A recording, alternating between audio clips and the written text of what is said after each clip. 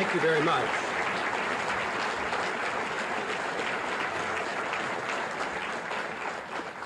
Thank you. It is indeed a real pleasure to be here today. Mr. Johnson, it's a delight to meet you. It's a delight to be at the Detroit Economic Club. It's a delight to see such a nice head table, and I feel very honored. I'm here today to talk about economics and what I think are some of the problems that we face as a nation and what we face in our political system. And I don't see good things ahead. I think we're having a lot of problems. I'd like to explain why I think that's the case. I've been doing a lot of campaigning across the country. My nomination occurred last September, as was mentioned in the introduction. It came a little early because we have to have a name to apply for access to the state ballots. But a lot of the campaigning is done on radios because we can get on a lot of radio talk shows. And not too long ago, I was on a major radio talk show up in Chicago. And it was at nighttime, and it was reaching 20, 30 states. And the call-ins were very good, as usual. On the radio shows that I've been on for so many months now, I would say 85% are favorable call-ins. People call in and say that I endorse everything you say. I haven't heard it before, but it sounds good. The system's out of control. Something has to be done, and what you have to say makes a lot of sense.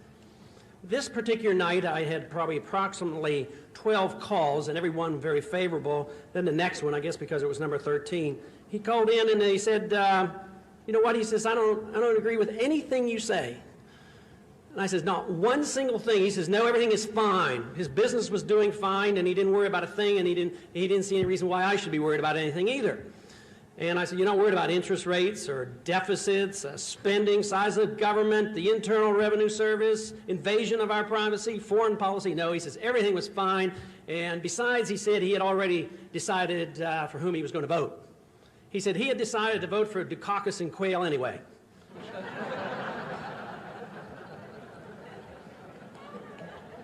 There's a lot of confusion out there, and it doesn't really matter for whom you vote. If you vote Republican or Democrat, you get the same policy, and that certainly is the theme of our campaign. I had worked with Republicans. I thought there would be a difference, but you know, the deficits really never change. Just think of what's happened. It took us 204 years to get our first $1 trillion debt. Only took 4 years after that. Not with the Democrats in the administration, but with the Republicans in the administration. So there's something seriously wrong. No one individual is to blame, but there's something wrong with the economic and the political system that encourages the accumulation of debt at that rate, and we'll have to face up to it. One of the major problems that we complain about as libertarians is that frequently those members that go to Washington and their staff people are taught in the universities, which quite often teach the same type of economic policy. And although we campaign a whole lot on college campuses and we get good receptions, we're challenged there rather frequently as well. Almost every time if I speak to young people who are then currently taking political science and economic courses, we'll challenge some of the old cliches. And they will come back and want to know about antitrust laws and certainly about the horrors of capitalism of the 19th century, many of the things taught in school, and quite frankly, I believe erroneously. But this one particular time at the University of Pittsburgh, a young man got up and asked the usual question. He said, what about antitrust laws? Don't you have to have government to make sure business doesn't get too big? And you libertarians aren't for antitrust laws. And I said, well, there's good reason for that, because all monopolies really become monopolies with government protection, and there's no such thing as a free market monopoly. And besides, if a company is big in a free market, it comes about because the company serves the consumer. The consumer becomes king, and as long as a company gets big because the consumer's happy and the consumer votes that confidence by buying those goods, bigness is not necessarily bad. If bigness occurs because of government protections or government contracts or a government protection so that they can have a guaranteed monopoly, that's a different story. And I said, besides, the laws can't be interpreted. He says, what do you mean they can't be interpreted?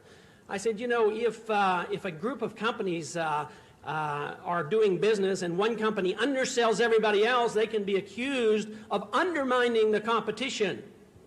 And if somebody charges too much, they say you have too much control and you're gouging the customers. And then if all the business people are charging the same price, then they say there is collusion. So there's really no way for the businessman to interpret the antitrust laws. This prompted a young man after the session to come up, and he identified himself as a Russian. He had been in this country for approximately 10 years. And he says, your explanation of the antitrust laws reminded him of a joke that went around the Soviet Union when he was still living there. There were 3 men in prison, and the one man said, they started asking each other why they were there, and one person said, well, I kept going to work too early, and it looked like I was trying to get in good with my boss, so they were suspicious, and they put me in jail. And somebody else said, I kept getting to work too late, and they said I was cheating the state, so they put me in prison. And the one other individual said, I kept getting to work on time, and they accused me of owning a Western watch. So whether you're in the Soviet Union or the United States, sometimes laws are difficult to interpret. We would like to make it so that there is not a difficulty interpreting law, but we'd like to make it so that we understand what the role of government ought to be. This is what's generally happened in the 20th century, that we as a people have lost our way. We have accepted some ideas about what the government should be doing and what the concept of freedom is all about, to the point now where we have carelessly accepted the role of government as being an intervener, one that plans the economy, tells us what we should do with our private lives, and also accepting blindly our role as interferer or intervener in the internal affairs of other nations. We think that's wrong, and we should be going in another direction. The real challenge is big government versus individual liberty. Should the government be there as a planner, or should the government be there for the protection of liberty? Well, that answer was clearly defined by the founders of the country. Our founders, our forefathers, decided the British were expressed too much control on us, and they said, we want less government. There was a Declaration of Independence, a Constitution, a war, and we had guidelines for limited government. Today, those guidelines are no longer looked at. One of the weakest arguments that can be used in the U.S. Congress is a constitutional argument. It isn't interesting to the other members of Congress. Big government versus individual liberty is the question that we must ask. What should the role of government be? Now, there's a reason that government has gotten out of control. It's a political reason more than an economic reason. The political reason is that we have allowed ourselves to accept the notion that government is to take care of special interests. So they accept the philosophy of utilitarianism and pragmatism. Therefore, they can do what they want depending on the circumstances. But it is a philosophy. It isn't pragmatism in the sense that they are avoiding the extremes of philosophy. They accept an extreme form of government that says government power can be used to serve powerful special interests. And look at the record. Look at the number of lobbyists in Washington. Look at the PAC committees. Do the PAC committees donate their money to Republicans or Democrats? Powerful PACs always donate to both parties, because they want power and control. Look at the way budgeting occurs with pork barreling, the essential way of promoting special interests for everybody's district. What happens to the politician? The politician has pressure put on him to vote a certain way, and he comes to the belief that he cannot be reelected unless he votes a certain way for his district. Voting for freedom for his district? No, voting to see what he can get in a materialistic way. We are a materialistic, obsessed society that says that government is in the business of redistributing wealth. And therefore, the pressure on the congressman is to get things and privileges for special groups. Now, what happens? Is he rewarded? Certainly is.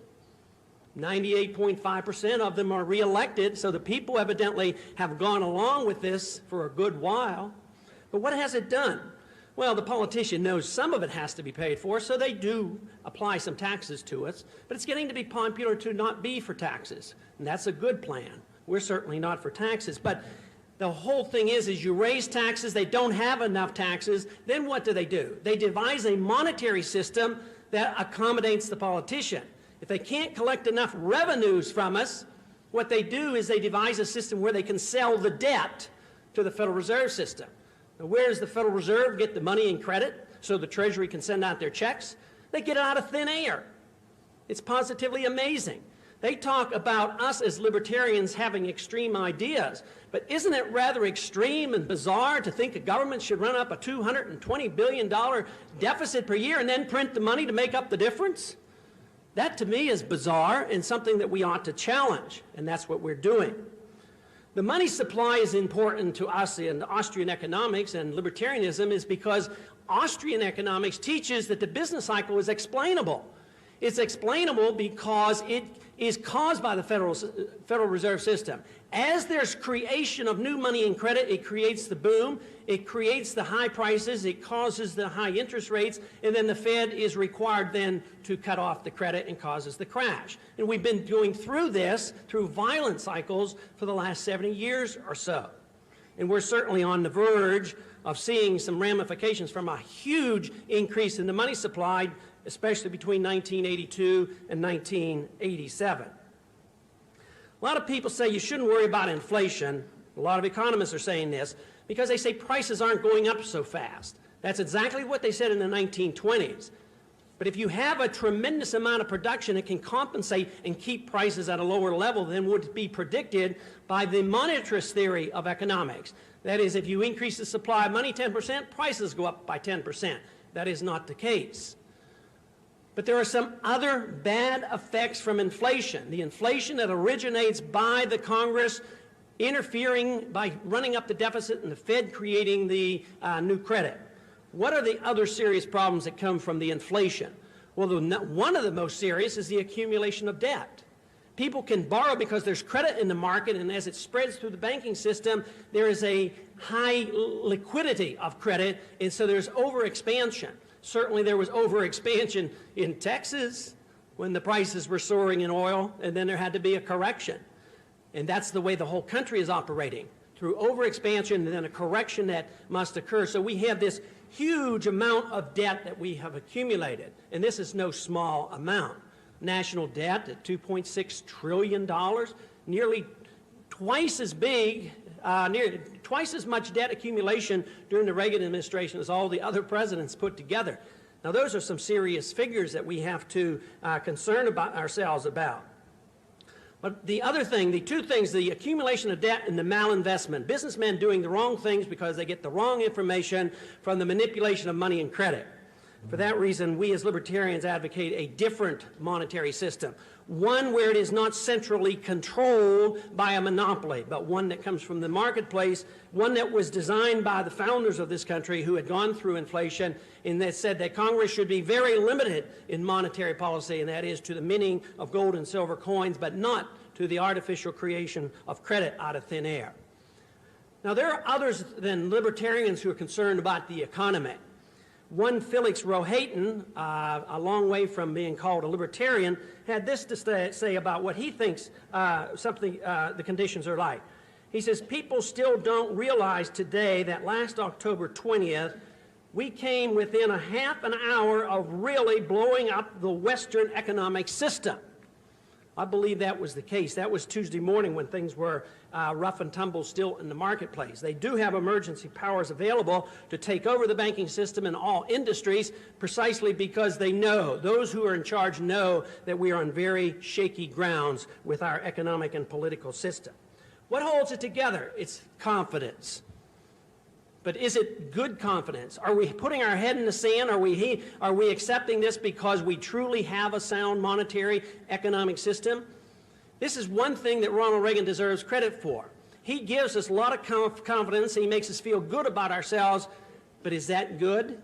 I mean, what if I have a patient who has appendicitis and I hypnotize them and I make them feel good, then they die the next day of a ruptured appendix?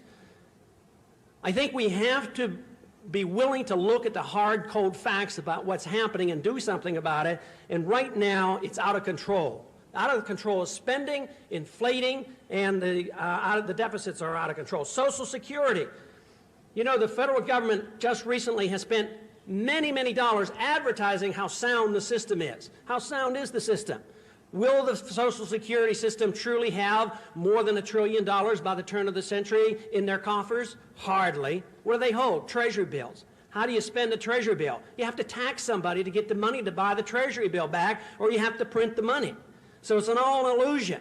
They tell us the annual deficit's $150 billion a year, but the national debt goes up at the rate of $240 billion a year if you count the off-budget items and the borrowing from the trust funds. I think that's an interesting phenomenon, or an interesting word. You know, government trust funds.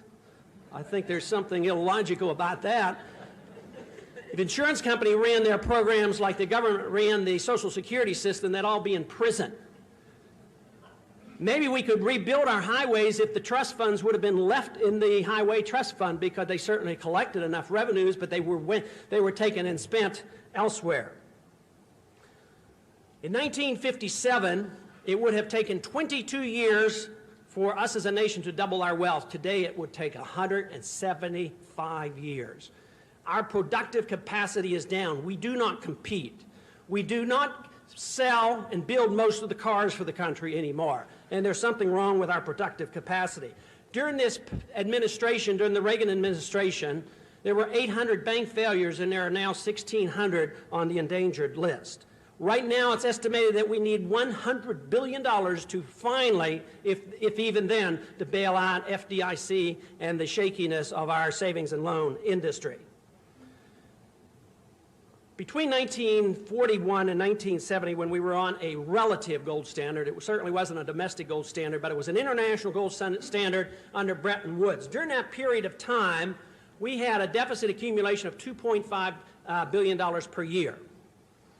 The Bretton Woods Agreement broke down in 1971, and if you look from 1971 up until 1986, we were accumulating national debt at the rate of $95 billion a year, and obviously it's much higher right now. So there's something to be said about what kind of a check the gold standard places on government. Politicians can't spend money if they're not allowed to print it. There's a limit. It's self-limiting. The only thing that is self-limiting now, since they can expand the money supply, is some of the economic laws that they have no control over. Some of those laws are that there's a limit to how far you can stretch the dollar. If the dollar becomes too weak, and since we are a reserve currency, this causes international crises on the marketplace. But how much more borrowing can we go through? We now owe $600 billion a year to foreigners. And there's going to be a limit to how much borrowing.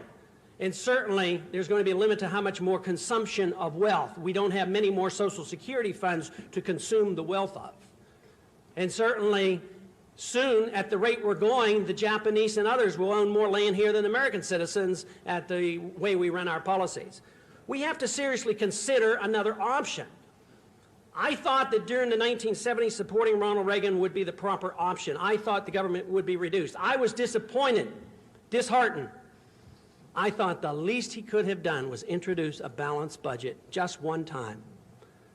Last year, during the State of the Union message, he made the American people promise. He says, if they ever do this again to me, pointing to the continuing resolution, if they ever do this again to me, I'm going to veto it.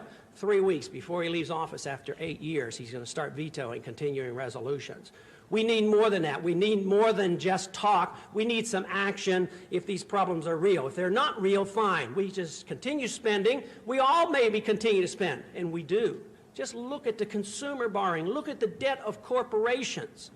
It's huge, and it's unsustainable. It will come to an end. The total debt now, percentage of GNP, is much greater now than it was in 1929. Therefore, I think there's a bad omen.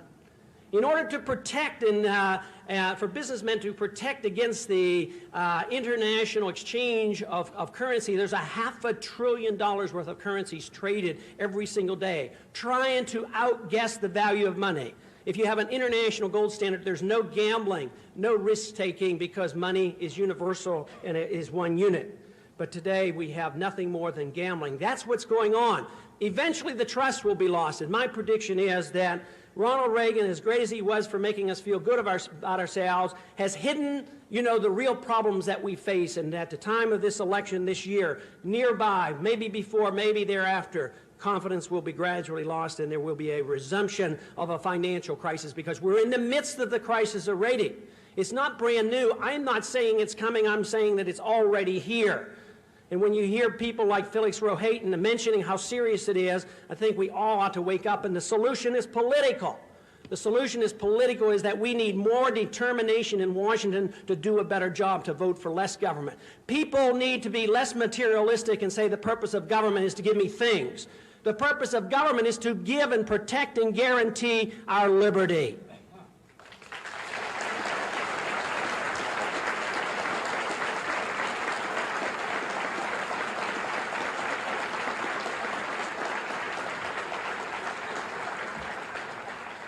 I find 1988 as a very unique and special year. It's unique and special for us as libertarians, but it's unique and special for this country because the majority of the American people today are not Republicans or Democrats. We already won the election. If you include us with those who say none of the above, I've had it. The majority of the people either aren't voting or aren't registered, and they don't bother not because they're totally apathetic, although I'm sure there are some. They're not doing it because they tell you it doesn't make any difference. It doesn't matter. But it should matter. We still live in a free country. It's a country that allows me to speak out, to run for president, go to the Congress, and we do have rights. But if we sit and do nothing, then it may become too late. There was a young man in 1930 by the name of Robert Robinson, a black man who was employed here in Detroit. In 1930, he was worried he'd lose his job, and he read the papers, and he read everything that he could, and they said a bad depression was coming, and it was all coming because of capitalism. They blamed capitalism on the problems, not on the Federal Reserve System, and not on the expansion and the malinvestment that was occurring in the 1920s. So he responded logically, what he thought was logical. He went to the Soviet Union because the Soviet Union was said to be a great haven and a great place to go. Within 1 year, he discovered that he had made a serious mistake, and for 27 consecutive years, he applied to get out of the Soviet Union, never got out. After 44 years, he escaped and moved to Uganda. And during this year, matter of fact, he came to this country and he gave us some advice. He says, you Americans, you take all your freedoms for granted. You cannot know the value of freedom until you lose it. I don't think we should wait until we lose it. Our freedoms are being threatened. Whether it's in the economy or our personal liberties or in our foreign policy, it's being threatened because government gets bigger and bigger and bigger. Why is it that a president like Ronald Reagan would hire 220,000 new bureaucrats and look at the speeches that he's made? There's something wrong. It's out of control. The solution is clear. The solution is to redefine the purpose of government. If we do not ask that question and we do not give the proper answer, it doesn't matter what you do. You can vote Dukakis, you can vote Bush, you can stay at home, it won't matter. Because the momentum is so great for getting the expansion of power in Washington. Just look at what they do in the name of the drug laws. Just look at what they do in the name of taking care of the poor. Just look at what they do in the name of spreading democracy around the world. It's totally out of control. That suggests that government ought to be limited for the purpose of guaranteeing liberty. The market ought to be free. We certainly object strenuously to the harassment of the Internal Revenue Service.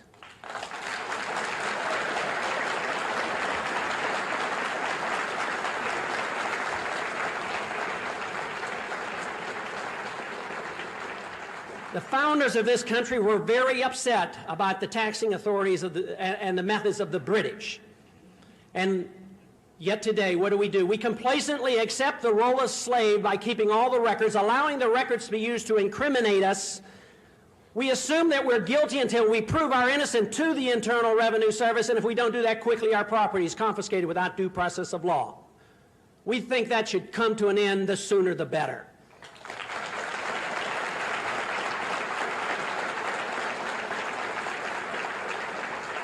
Isn't it rather amazing that there's a bill floating around in the Congress, and you might ask Senator Benson next week why he made sure it didn't get onto the agenda and get passed, and that's the Taxpayers' Bill of Rights, because he as an individual kept it from coming up on the floor.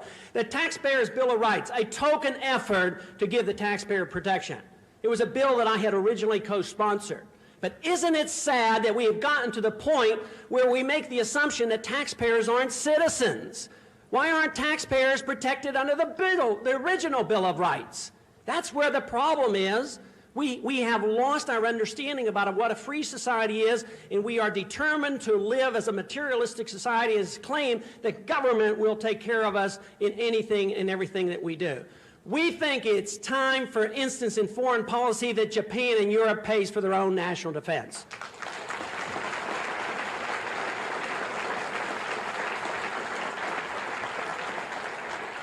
Why should we sacrifice ourselves? You know, we spent hundreds of billions of dollars defending Europe over the last several decades. Ronald Reagan didn't even have flying rights when he decided to go to Libya.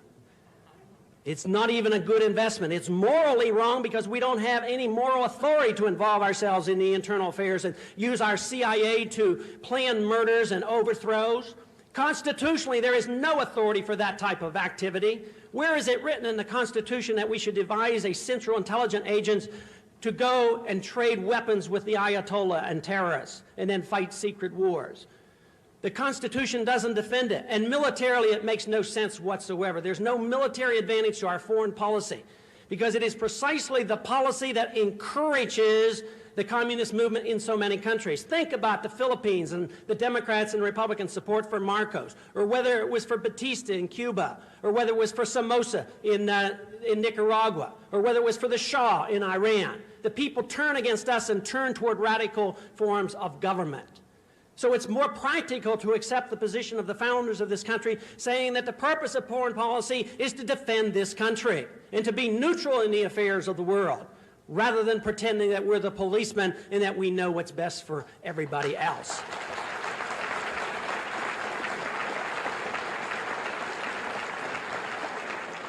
But there is one reason why it'll come to the end. If they won't accept our moral argument, if they don't accept the military argument, if they don't accept the constitutional argument, the American people must accept the economic argument. We're broke, and we can't afford anymore. We can't afford a welfare state that doesn't work. It doesn't get the poor people off the street and doesn't teach our kids any better in the public school, which, by the way, is run by a monopoly that I don't approve of.